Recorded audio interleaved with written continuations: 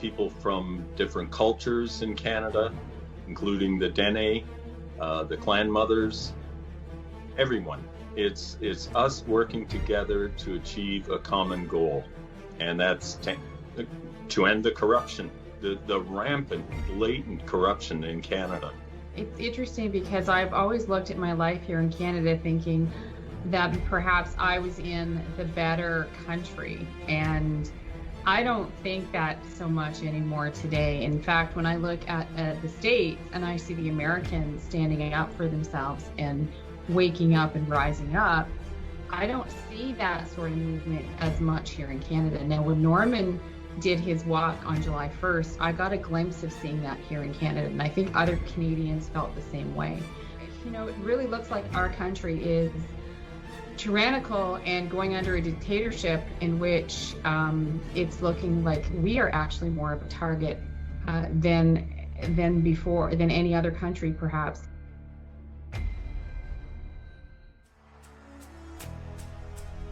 With the global economy being in shambles and central bankers moving towards a reset, it's never been a better time to protect your wealth by owning precious metals. Contact Andy at milesfranklin.com. Tell him Sarah sent you. He promised me he will guarantee you the lowest price anywhere in the country. Remember, email Andy at milesfranklin.com and tell him Sarah sent you. It's never been a better time to protect your future than now. Welcome to Business Game Changers. I'm Sarah Westall. I have Amina Matala and Norman Traversy coming to the program. Those names probably won't be familiar with a lot of you, but people in Canada probably very much know the Traversy name. His family was the one that when we had the Revolutionary War here against the British, in Canada, his family led that revolution up there. They lost. We won. And his ancestor was thrown in jail, and he had to pay reparations and all these other things. He was a very wealthy family. But anyways, his story, and Amina, they're activists. What's going on in Canada is crazy. They are under the Commonwealth just like Australia is and New Zealand, and the craziness that's going on there is happening for the most part in Canada. It's not as bad as what we're seeing in Australia yet, but it's worse than it is here. They absolutely have no representation right now. Justin Trudeau has taken over the entire country as a dictator. And Norman comes on and tells his story he was a firefighter and the abuses that are going on in Canadian society that's been percolating for a while.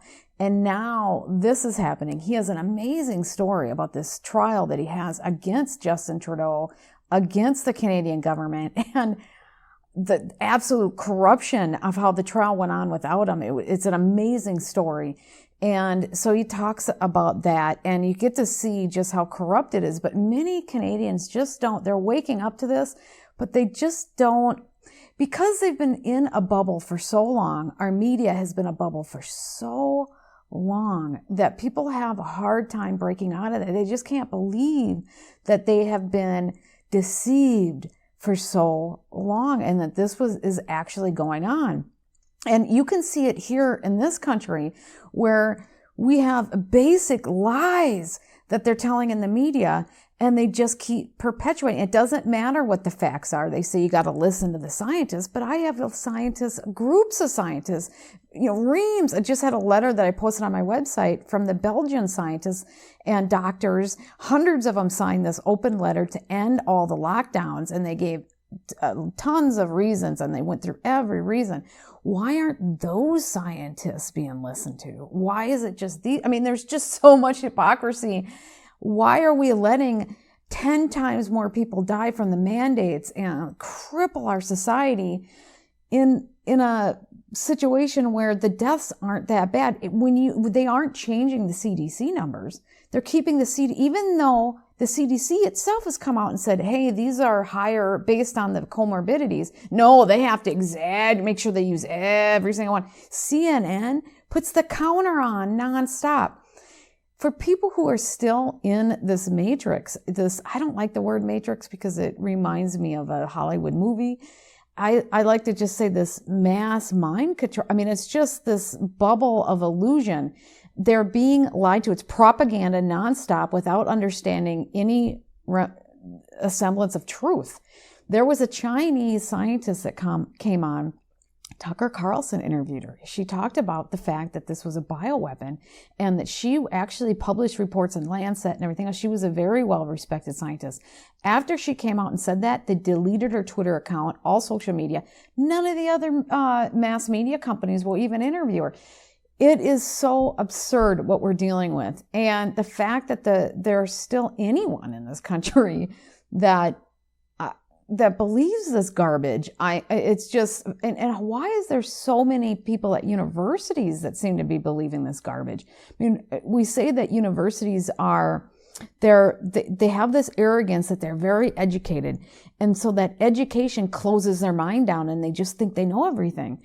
And they're also scared because we have these pillars institutions and they're not doing it. They're not standing up for anything. They're awful. I mean, what is this? It's almost like they're destroying their own credibility by having no backbone and by being brainwashed to this level. No matter what, the fact that we're allowing 10 times more people, this is based on a study that was done, and that was very conservative using CDC numbers. It was a revolver study. And I posted it on my website, and there was multiple doctors and PhDs that put this study together. And they were saying 10 times more deaths, human lives have been lost from the lockdowns and the mandates than from the actual virus. And this is using CDC numbers before you actually redo the numbers based on the new CDC admitting that there's been false positive, or there's people who are considered positive for COVID that were never tested, and then all the comorbidities. So those numbers are extremely higher than they should be. But using those numbers, it's still 10 times more. Canada, according to Rocco Galati in his lawsuit, which includes even the top pediatric hospital in the world, is saying that there are 14 times more deaths than Canada. And that's using their official numbers. South Africa is talking about 29 times using the official numbers. So how much worse is it really? And so Canadians are starting to wake up to this, but not like they should be. And so we're bringing these guys on to talk about what's really going on. The fearful thing about what's going on in Canada is they're so close to us. I mean, if what's happening in Australia and New Zealand, if that happens in Canada, how will that affect us? I mean, we've already talked about Justin Trudeau allowing Chinese troops into Canada. Chinese troops are actually going to be administering their vaccine. I mean, what the hell is going on? That you can Google up. It's in mass media that they're going to be doing their vaccine. So bringing these guys on to talk about Canada and what's going on is very important to people in the United States, and very important to people around the world. Another thing the media is not covering are all the protests going on in Europe. I caught this firsthand when there were protests going on in Germany. There were millions of people out there protesting. Our media in our country, in the United States, in the Western media, were saying that the German authorities shut down all the protests because they weren't wearing masks and they weren't social distancing. It was story after story after story while I was watching live the protests going on with no crackdown.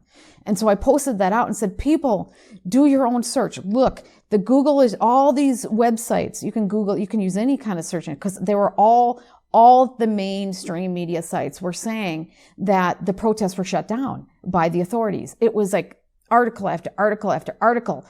Meanwhile, the independent media was showing live the actual protests that were not being shut down. So we are imagine what other things are they censoring us on? I'm finding thing after thing that's being censored, just little things. I mean, it doesn't matter how many things do they censor us on, and how warped is our view of what our life really is. And when you look at the people in our country who are still brainwashed because they have been so controlled for so long with every little lie. And, the more that we point out what I did, with the German protesting going on and then the false headlines, the more we can show that in real time. The internet has been our friend in that way. Yeah, they're going to use the internet to crack down on us and watch everything that we're doing, but we're going to watch everything they're doing. And we're going to point it out as much as we can because that's the truth. So we have Amina and Norman coming to the program, and they are going to talk about what they're doing and how they're trying to build this movement. We need the Canadians to rise up. We don't want that kind of tyranny just to the north of our border. So I'm really glad to have them on. Plus, I have a lot of Canadians that listen to and watch this show. So I care about them like I care about everybody else in the world, and of course my home country of the United States. And before we get into that, I do want to tell patrons that I have a special exclusives that I'm doing. I'm doing some interviews, but I lately have been doing some special reports that I've been putting together and putting up on Patreon. So if you want to see that, you can see that. It's exclusive for patrons. And I also have a special report that I'm going to be uploading after this one that's going to be on all the different ways that they're ballot harvesting. There's been whistleblowers coming out. We just had the Project Veritas. I did a show with Dave Janda on all the different ways that they can rig the system. And the Project Veritas actually proved out some of the things that the whistleblowers, but there's much more than just that. I don't know how we can secure an election without just voting in person. And how can somebody be sure that their vote is secret? I mean, we see all the persecution that's going on if you support Trump. How do people ensure that they have the right to privacy of their own voting and have the right to vote if all this ballot harvesting is going on? And so listen to my show. I talk about all the different ways that whistleblowers are coming out and discussing how they are harvest balloting, how they're stealing the election. And this isn't just automated. This is all the different ways that they're doing it through ballot harvesting. That's a very serious issue with these mail-in ballots. So you can watch that at patreon.com under Sarah Westall. And also, I want to remind you, I have $50 free gift cards. If you want to try the Zeolite, if you get the pack, which is the Zeolite gut and the Zeolite whole body at the nano level, with the $50 card, you essentially get the Zeolite, the whole body for free, and then you just pay for the gut. And then you get a whole body, and you can try it with all the chemtrails, with all the fires, with all the nanotechnology, everything. Everybody needs this. That's why I am starting to say my 2 products that I'm recommending and I use every day. Everyone in my family uses every day. My parents use it. Everyone I talk to, I try to tell them to use it. I really believe in it, that you use the C60 gel caps that get rid of all those free radicals. It's amazing how your body can heal, and then get rid of all the toxins and the heavy minerals and heavy metals that are in your body. You really, not heavy minerals, but heavy metals that are in your body. You really need to do these things to get back to health. I know that it can get expensive, but it's a lot less expensive than dealing with really poor health. So let's get into this important interview now with Amina and Norman. Hello, Norman and Amina. Thank you so much for joining the program. Well, thank you. Hi, Sarah. Thanks for having us on. Absolutely. You have a really good movement that you're forming and you're starting in Canada. You've been going for a while. And to the point where what Trump's son, Don Jr., actually called out to you guys, right, on Twitter for what's going on in Canada, which is really cool. I think it's great that you guys are making that kind of impression. But I wanted to talk about what your movement is, and then I really wanted to talk about your background, Norman, because the story, your court story, really gives people a good idea of what you are facing in Canada and what, frankly, we are facing a lot of that here in the United States. It's just different. They can't be as blatantly corrupt as they are in Canada, sounds to me. Although we are very corrupt, we do it differently. So can you talk about what your movement is? And then, Norman, I want to talk about your specific situation. Our movement is, it's grown organically. It's bringing people together from all over. All aspects of Canada, people from different cultures in Canada, including the Dene, the clan mothers, everyone. It's us working together to achieve a common goal, and that's to end the corruption, the rampant, blatant corruption in Canada. And why now? I mean, it's to me, I think it's the worst I've ever seen across the world. And Canada is one of those places. And I think it's also because the Crown has more influence on you like they do on Australia. But Canada seems to be one of those places that are just getting nailed right now with the lockdowns and everything going on. Do you want to answer, Amina? Why now? A great question, Sarah. Like, it's interesting because I've always looked at my life here in Canada thinking that perhaps I was in the better country. And I don't think that so much anymore today. In fact, when I look at the States and I see the Americans standing up for themselves and waking up and rising up, I don't see that sort of movement as much here in Canada. Now, when Norman did his walk on July 1st, I got a glimpse of seeing that here in Canada. And I think other Canadians felt the same way, where they hadn't seen that before. So we were given the opportunity to hear them tell us that there are other Canadians who are thinking this way. So it really looks like our country is tyrannical and going under a dictatorship in which it's looking like we are actually more of a target than any other country, perhaps. And Canadians are, they're really not aware. I don't think they are aware as much as I thought we could have been. And so there's a need for that. And I think this is why Norman and I have joined together and continuing the movement and trying to rise up with the Canadians and become more aware of our situation. It's really crucial. It's really important right now. So do you want to add to that, Norman? Yeah, things are coming to a head here in Canada. We have been told by a member of parliament that we're living under a dictatorship. I know for a fact that we have no human rights, that the Charter of Rights and Freedoms that's written into our Constitution apparently only applies to the federal government and employees of the federal government. I've got that in writing from the Federal Court of Canada. So we're on our own. And, we hang together or hang separately. I've seen what's going on in Australia, not firsthand, obviously, but Australia is very much like Canada in the way that it was set up. I think Australia is even in a little worse condition than you. There are lockdowns, like Melbourne. I think they had 70 cases of coronavirus, but they're on strict lockdown. For example, I just saw a story this morning of two elderly women walking through the park, and they needed to take a break to rest on the bench, and 5 officers came up to arrest them because they happened to be resting. Same with a pregnant woman who was 9 months pregnant, 2 weeks before she was going to give birth, walking through the park, sitting on a bench, and they just can't sit. It's the coronavirus, the stupid mandates. And they can only leave their house for 4 reasons, and they can only leave for an hour. So they are really in strict lockdown. Mm-hmm. And I'm seeing it worse in the countries that are affected directly, Australia and Canada.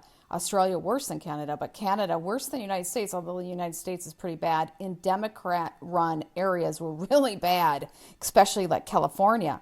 But I wanted to ask you, Norman, what your situation was, because I was very moved by your story of what you went through. And it really gave people an idea of how corrupt Canada is and what you are facing there and how it just is fundamentally anti-human. It is. My background, I was a City of Mississauga firefighter. I actually fought fires. A lot of people on the fire department don't fight fires.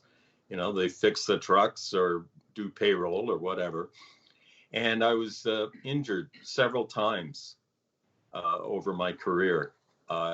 Suffered a number of concussions, fell through a floor in one fire, had a roof collapse on my head in another one, I was just looking at a document today that showed some of the chemicals I was exposed to that fried my lungs. And after my last injury, I could no longer fight fires.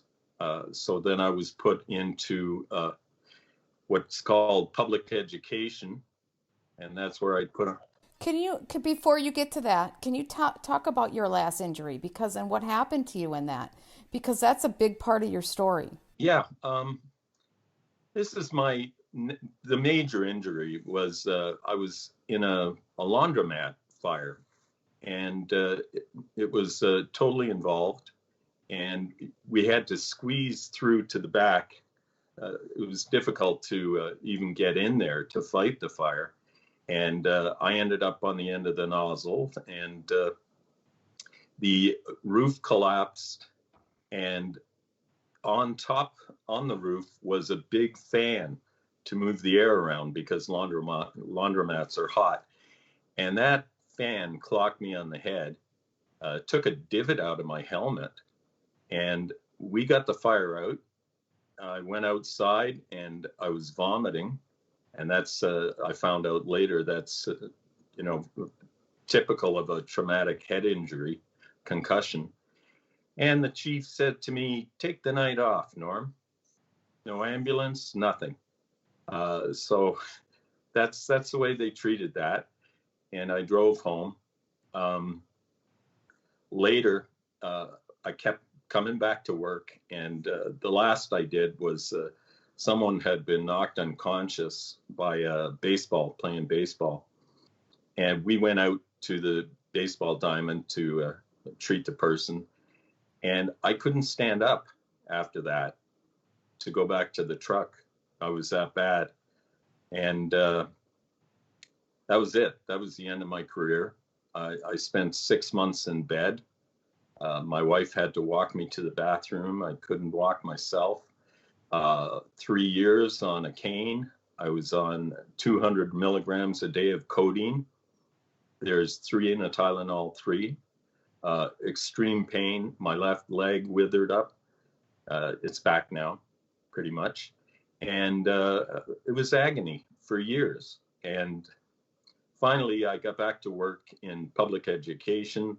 You put on your dress uniform and you go around to churches and hospitals and schools, and you assess their safety plans and give a speech, give a talk, take questions, that kind of thing. It's a combination education and public relations. And I was driving to work 14 years ago, and it was a beautiful sunny day in May, and I was in uniform driving south on Mississauga Road, and I see a cloud of dust. And I thought it was someone plowing a field, but as I got closer, I saw it was a fully loaded tri-axle gravel truck riding the shoulder at about 100K. And it went over onto its side in the ditch. And I stopped, called 911. I couldn't figure out why that truck would have driven off the road like that. No reason for it. And I called 911. I had to run across the road. It was leaking fuel. And anyways, I had to jump a ditch.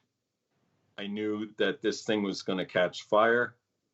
I had to get the person out. I thought maybe stroke, maybe heart attack. I didn't know why this had happened. I figured I'd break the driver's side window because the vehicle was on its side, and I could just see someone's shoulder down on the passenger side. So I figured they were unconscious, and I would have to drag this person out of the truck and get him away from it. I jumped a ditch. That was agony, but I was pumped on adrenaline. Used the air horns as the ladder to get up there, and I fell on my butt. That hurt. Got up there, and this face looks up at me, and we get the window down. I didn't have to break it. Got him out of the truck, got him away from there. He didn't have a scratch on him. He had dropped his cell phone, and he was leaning over to pick it up. and that's why he drove off the road. The police showed up, Ontario Provincial Police, and they listed me as the only casualty. I could barely stand. I managed to drive home. I reported it to my employer, saw my doctor a couple of days later, and she said, "You've re-injured your spinal injury, and stay home. Here's some drugs." And I was supposed to be paid by Workplace Safety Insurance Board for my injury, which first occurred when the roof fell on my head, and I didn't. The fire chief, John McDougall, called the Workplace Safety Insurance Board and said that I wasn't a real firefighter and that I wasn't expected to rescue people on my way to work. At that point, I had a mortgage. I had 3 daughters in school, a wife. And because of that, I lost everything. I lost my home, lost everything I own. And that kind of put me in the position where once you've lost everything, you don't care anymore about what they can do to you. Yep. So last year, and I tried filing criminal charges against the Workplace Safety Insurance Board for running an affinity fraud. And they actually had the Ottawa police arrest me at the courthouse and escort me out of the court. And they stood there and blocked the door with their arms crossed. No charges were laid against me. They just physically stopped me from filing. And that was at the instructions of the Attorney General of Ontario. Well, and I want to talk about that more in depth a little bit, but one of the things that you found out is that this is a regular pattern with other firefighters. Can you talk about that? Yeah, Ontario has tripled the rate of first responder suicides compared to the rest of the country per capita. We had 3 Ottawa police shoot themselves, 2 of them right in Ottawa Police Headquarters. And suicide is a feature, not a bug. That saves them all kinds of money. Rather than taking care of you, they just want you to go away one way or another. You learn that, but you learn that through how they treated you. Can you talk about how they treated you when you were on the job and the cubicle that you got? Oh, yeah. I was off work after the truck wreck. I was off work for 14 months without pay. I was living off the equity in my home and trying to go back to work, but they wouldn't let me back because I'd made a complaint about workplace violence, and also I was a witness in a sexual harassment complaint. And finally, after 14 months, they let me come back to work. I was escorted to my new workplace, which was a 4-foot by 5-foot cubicle that had a shower curtain across it. And they had a professionally made sign that said Norman Traversy, caged animal. And it was you were the only one that had that sign. Oh, of course, yeah. And they were. What do you think they were trying to do to you? First they wanted me to quit, and second they wanted me to kill myself. Like, they knew I've been diagnosed with PTSD. I've got copies of interoffice emails about it, so they knew it. The health unit of the city of Mississauga knew about it. They'd actually sent me to different doctors. So that was one, they wanted me to quit, and then I would have been abandoning their accommodation, what they called an accommodation for my injuries. And 2, they wanted me to kill myself. I'm sure of that. Well, because so many.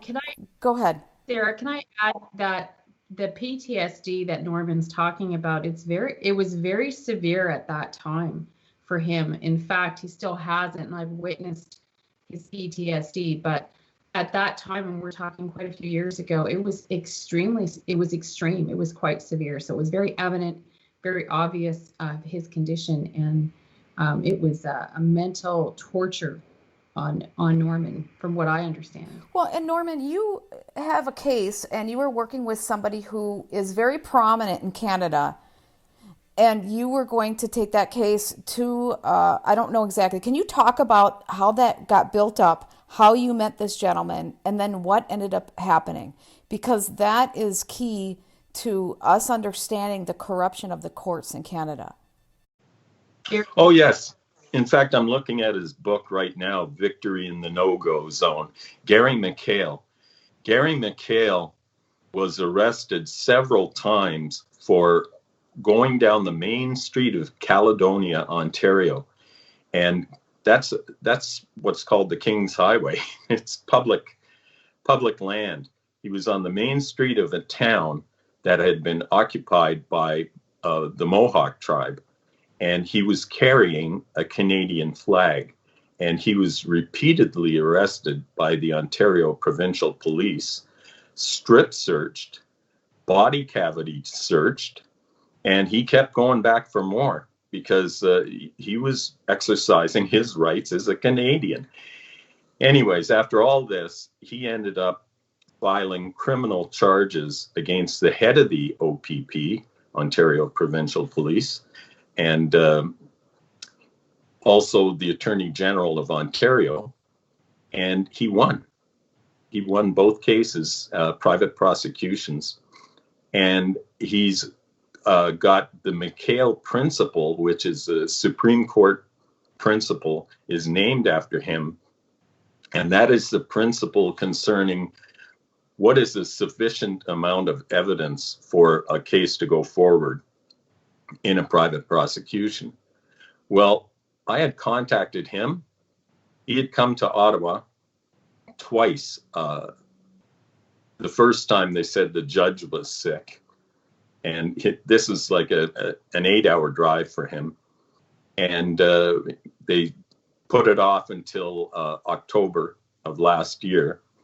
And he showed up again at my expense, considerable expense. I put him up in a hotel. And he was standing next to me. He had spent 2 days briefing me and getting me prepped for my appearance at the pre-enquête hearing. And I was feeling quite confident. We had a ton of evidence. We had thumb drives with phone conversations. And we were there half hour early for the hearing. I knocked on the door. It was locked. We stood outside that door with me knocking every couple of minutes for over an hour. And finally, the door opened. We went in with some other people. And the clerk of the court instructed us to leave because it wasn't our matter. Now, how the clerk knew who I was or who we were is beyond me, but they did know who we were. And you were originally scheduled for this day, right? You had notice. Yes. And then when you got there, your name wasn't on the list. That's right. My name wasn't on the roster, and it was supposed to be posted on the courtroom door as well. So you'd know if you'd gone to the right place, and that was not posted. After over an hour, after getting thrown out of there, we waited and waited until lunchtime. And a well-dressed woman in a business suit carrying a bunch of books came out, and I figured she was a lawyer. I asked her if she was a Crown attorney, and she said yes, but not the one you want. Now, how she would know who I was looking for is also curious. We looked in the room. It was empty. They had gone out a back door.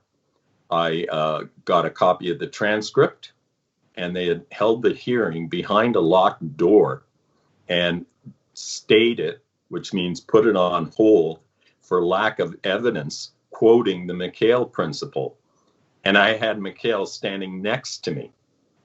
So that's the level of corruption we're at. So they lied to you, said your case wasn't going on, and then did your case anyways while they locked you outside of the courtroom. That's exactly right. Well, can't you, because it was so much fraud, can you go back against them for it? Because now you have evidence, that's really bad. I went to the Judicial Review Board, and they did nothing.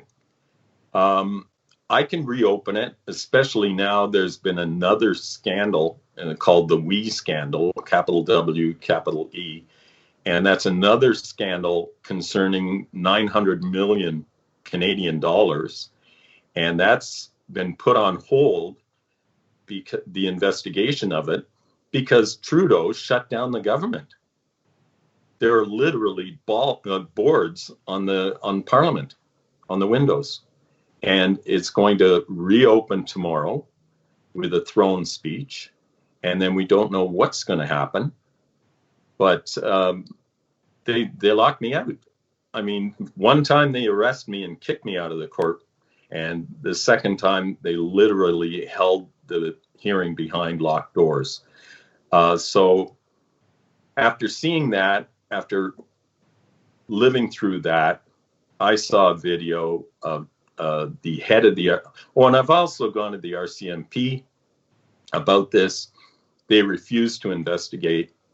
I've gone to the Ontario Provincial Police. I've gone to the Toronto Police. I've gone to Peel Regional Police.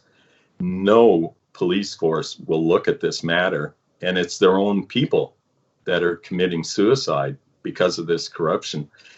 And the last straw was seeing the newly minted commissioner of the RCMP, Brenda Lucky, who is not married. Her cousin is the Minister of Finance, or was the Minister of Finance at the time. And she's a political appointee and also the first female commissioner of the RCMP. And she is standing there in her red serge uniform, saluting, with other Mounties around her in their dress uniforms, saluting. And while she's doing that, Justin Trudeau walked up to her, kissed her on both cheeks, and hugged her. And I just blew a gasket when I saw that. And that was the start of this movement. Because it was so disrespectful to what she was there to do, and he dismissed that. That's what started all this. That's what got me locked out of the courtroom. It's like a general being kissed by a president. Like, you just don't do that.